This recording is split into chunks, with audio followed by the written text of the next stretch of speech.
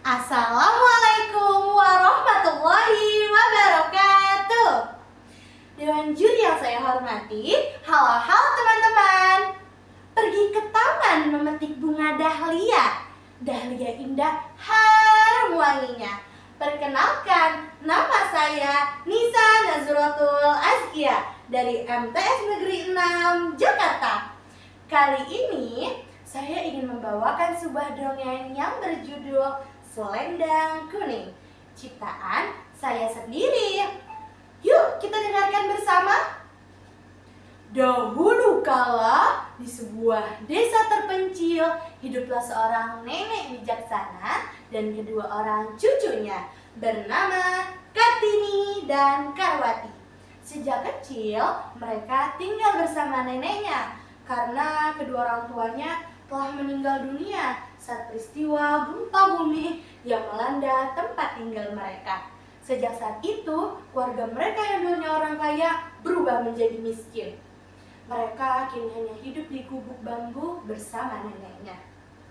Kartini dan Karwati merupakan saudara kembar teman-teman, tapi mereka memiliki sifat yang sangat berbeda.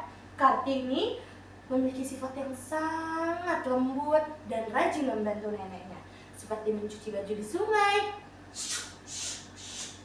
dan lain sebagainya. Sedangkan Karwati memiliki sifat yang sangat keras dan enggan membantu neneknya. Sifat itu membuat nenek gelisah.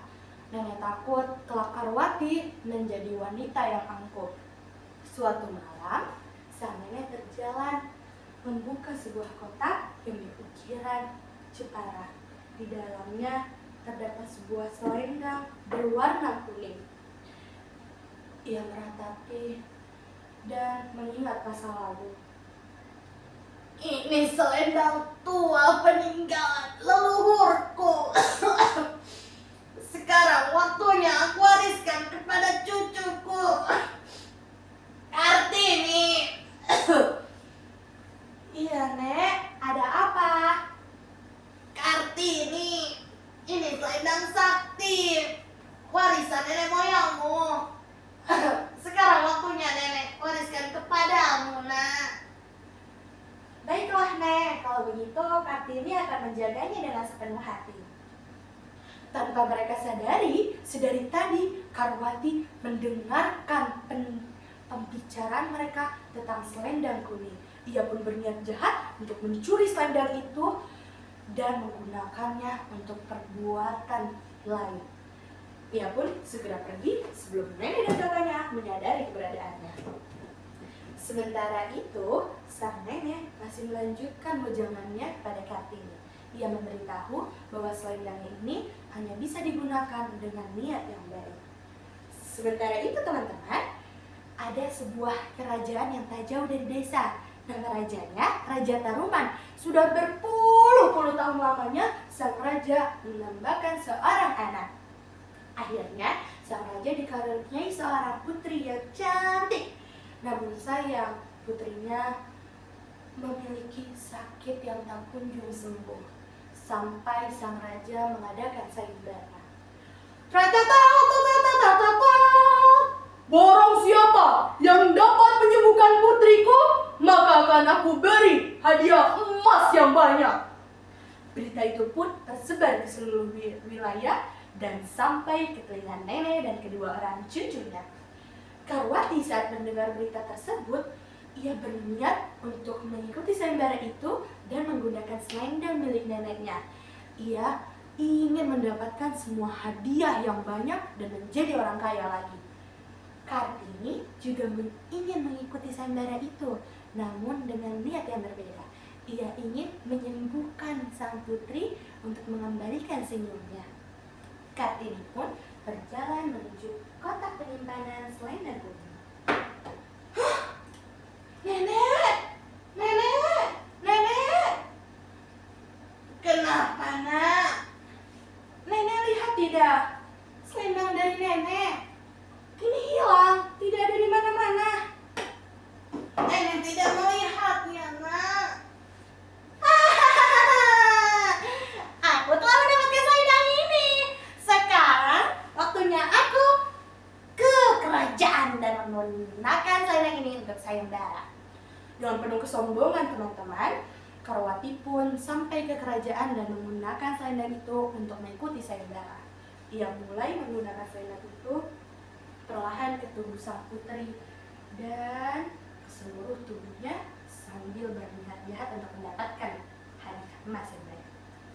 Berhenti! Kamu gagal! Pergi dari istana sekarang juga! Sang putri tak merespon apa-apa.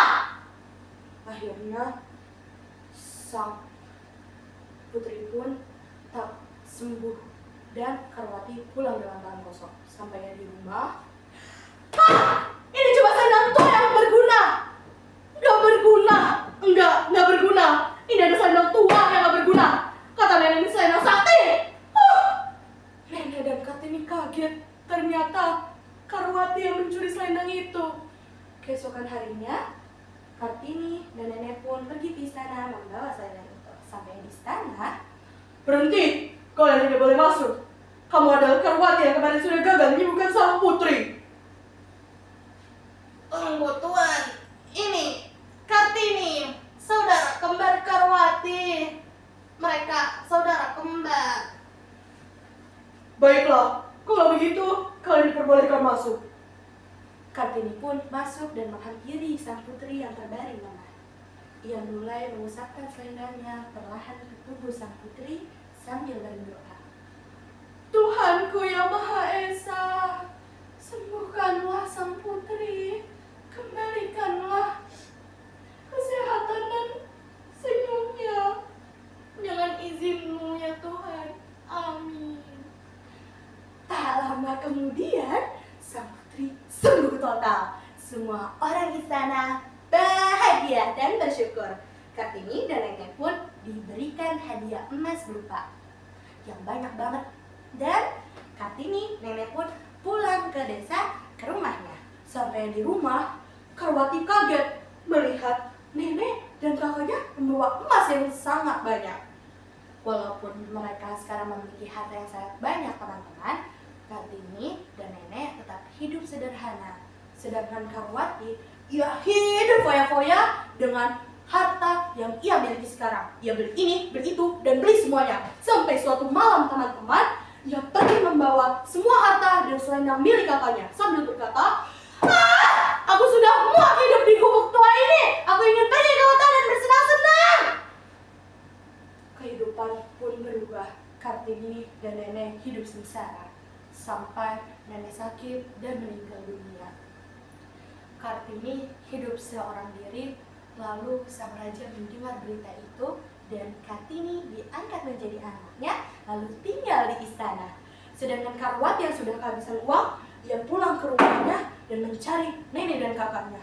Namun ia panggil-panggil, nenek, kakak, di mana kalian? Aku pulang. Tidak ada yang merespon. Ia pun sadar bahwa mereka sudah tidak ada di rumah. Nenek, kakak, aku menyesal membohongi kalian. Maafkan aku. Kartini kini hidup sebatang kara dan hanya bisa meratapi nasib sambil memeluk selendang peninggalan neneknya.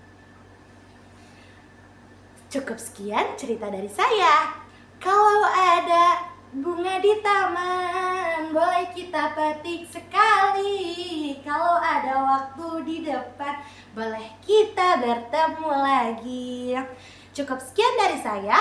Wassalamualaikum warahmatullahi wabarakatuh.